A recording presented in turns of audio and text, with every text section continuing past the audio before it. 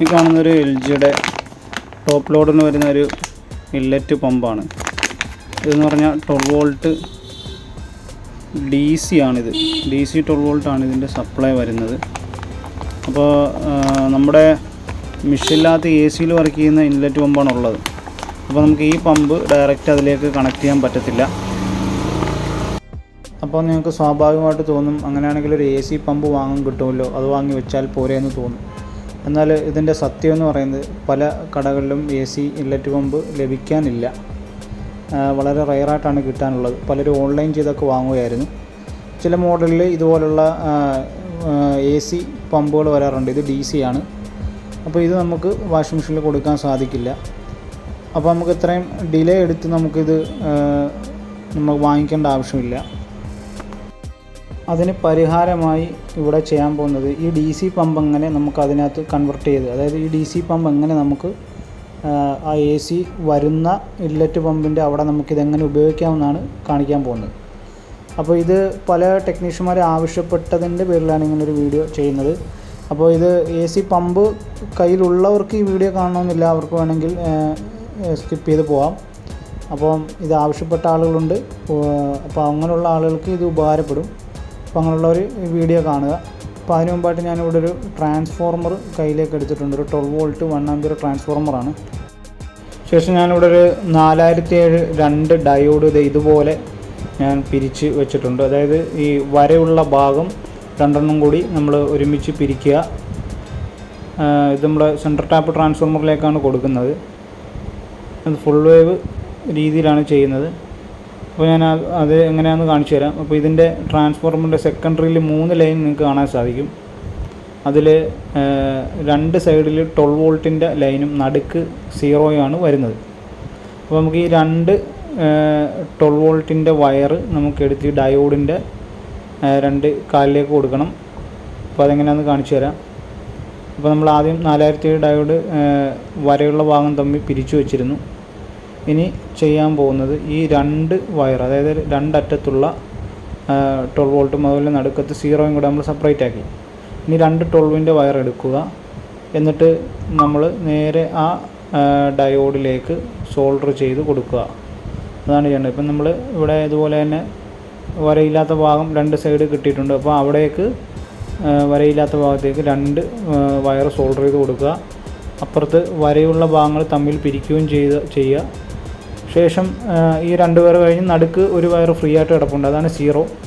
ആ 0 കപ്പാസിറ്ററിൻ്റെ നെഗറ്റീവ് പിന്നിലേക്ക് കൊടുക്കുക.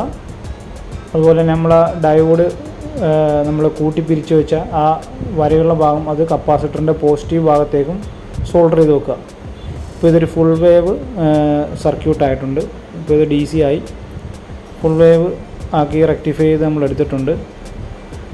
ഈ കപ്പാസിറ്ററിൻ്റെ നെഗറ്റീവ് ഭാഗത്തേക്ക് നമ്മൾ 0 ലൈൻ എടുത്ത് സോൾഡർ ചെയ്യുക. പോസിറ്റീവ് ഭാഗത്തേക്ക് ഡയോഡിൻ്റെ വരയുള്ള ഭാഗം നമ്മൾ കൂട്ടിപ്പിരിച്ച ഭാഗം കപ്പാസിറ്ററിൻ്റെ പോസിറ്റീവ് ഭാഗത്തേക്കും. അടുത്തതായി ചെയ്യേണ്ടത് നമ്മൾ ട്രാൻസ്ഫോർമറിൻ്റെ 0 എടുത്ത് കപ്പാസിറ്ററിൻ്റെ നെഗറ്റീവ് ഭാഗത്തേക്കും കൊടുക്കുക. അപ്പോൾ ഇതുപോലെ നമ്മൾ സോൾഡർ ചെയ്ത് വെച്ചിട്ടുണ്ട്. ഇനി ഇതിൽ നിന്ന് 2 വയർ കപ്പാസിറ്ററിൻ്റെ 2 കാലിൽ നിന്ന് സോൾഡർ ചെയ്തെടുക്കുക. ഇപ്പോൾ ട്രാൻസ്ഫോർമറിൻ്റെ സെക്കൻഡറിയാണ് ഈ കാണുന്നത്. സെക്കൻഡറിയിൽ നമ്മൾ 2 12 നടുക്ക് 0 അത് നമ്മൾ ഇതുപോലെ ഫുൾ വേവ് ചെയ്തെടുത്തിട്ടുണ്ട്. എന്നിട്ട് ഇതിൽ നിന്ന് 2 വയർ സോൾഡർ ചെയ്ത് എടുക്കുക. നമ്മൾ നേരത്തെ പറഞ്ഞ പോലെ 2 വയർ കപ്പാസിറ്ററിൽ നിന്ന് സോൾഡർ ചെയ്തെടുത്തിട്ടുണ്ട്. ശേഷം ട്രാൻസ്ഫോർമറിൻ്റെ വയറുകളും മറ്റും നമുക്ക് വയർ ടൈ ഉപയോഗിച്ച് കെട്ടി നല്ല വൃത്തിയായിട്ട് വെക്കാം. അതുപോലെ തന്നെ നമുക്ക് ഒരു പ്ലാസ്റ്റിക് കവറിലേക്ക് ഈ ട്രാൻസ്ഫോർമർ കയറ്റി നമുക്ക് സെറ്റ് ചെയ്യാം. വാഷിംഗ് മെഷീൻ വെള്ളവുമായി ബന്ധപ്പെട്ട് നിൽക്കുന്നതുകൊണ്ട് ഈർപ്പവും മറ്റ് പ്രശ്നങ്ങളും ഉണ്ടാകാൻ സാധ്യതയുണ്ട്. അതുകൊണ്ടാണ് ട്രാൻസ്ഫോർമർ നമ്മൾ കവറിലേക്ക് മാറ്റിയത്. ഇനി അടുത്തായിട്ട് നമ്മൾ വാഷിംഗ് മെഷീനിലേക്ക് ഇതെല്ലാം സെറ്റ് ചെയ്യുന്ന പരിപാടിയാണ്. അപ്പോൾ ഇതായിരുന്നു എൻ്റെ ആദ്യം ഉണ്ടായിരുന്ന AC ഇൻലെറ്റ് വാൽവ്. അപ്പോൾ ഇത് തകരാറിലായതുകൊണ്ട് നമ്മളിത് ഊരിയെടുത്തു. ഇനി നമ്മൾ ചെയ്യേണ്ടത് ഇൻലെറ്റ് പമ്പിലേക്ക് പോകുന്ന വയർ കട്ട് ചെയ്ത് ആ വയർ ട്രാൻസ്ഫോർമറിൻ്റെ പ്രൈമറിയിലേക്ക് കൊടുക്കുക. ശേഷം സെക്കൻഡറി വരുന്ന വയർ നമ്മൾ കട്ട് ചെയ്തെടുത്ത പിന്നിലേക്ക് കണക്ട് ചെയ്യുക. എന്നിട്ട് ഇൻലെറ്റ് പമ്പിലേക്ക് സെറ്റ് ചെയ്യലാണ് വേണ്ടത്. ശേഷം ട്രാൻസ്ഫോർമറിൻ്റെ സെക്കൻഡറി വയർ നമ്മൾ നേരെ ഇതിൻ്റെ ഇൻലെറ്റ് പമ്പിലേക്ക് പോകുന്ന ആ ജിഗിലേക്ക് കട്ട് ചെയ്തെടുത്ത ജിഗിലേക്ക് കണക്ട് ചെയ്തിട്ടുണ്ട്. ഇതുപോലെ ആണ് കണക്ട് ചെയ്യേണ്ടത് ഇൻലെറ്റ് പമ്പിലേക്ക്. ഇപ്പോൾ നമ്മളിവിടെ ഇൻലെറ്റ് പമ്പിലേക്കുള്ള വയറുകളും മറ്റ് കണക്ഷനുകളെല്ലാം കൊടുത്തു കഴിഞ്ഞു. ഇനി നമുക്കിത് ഒന്ന് സ്റ്റാർട്ട് ചെയ്ത് നോക്കാം. ഇതിൻ്റെ വർക്കിംഗ് എങ്ങനെയാണെന്ന് നമുക്ക് മനസ്സിലാകാൻ സാധിക്കും. മറ്റൊരു കാര്യം, ഇൻലെറ്റ് പമ്പിൻ്റെ മോട്ടറിൽ പൊളാരിറ്റി ഒന്നും കൊടുത്തിട്ടില്ല. നമുക്ക് ആ ലൈനെടുത്തതിലേക്ക് കണക്ട് ചെയ്താൽ മാത്രം മതി.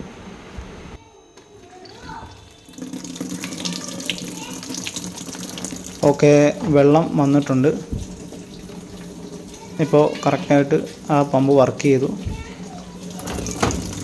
ഇൻലെറ്റ് പമ്പിൽ നിന്ന് വെള്ളം വരുന്നുണ്ട്. ഇനി നമുക്കൊന്ന് പൗസ് ചെയ്ത് നോക്കാം. ഉടനെ വെള്ളം നിൽക്കേണ്ടതാണ്. ഓക്കെ, അപ്പം ഓക്കെ ആയിട്ടുണ്ട്. ഇനി സ്റ്റാർട്ട് കൊടുത്താൽ വെള്ളം വരുന്നതായിരിക്കും.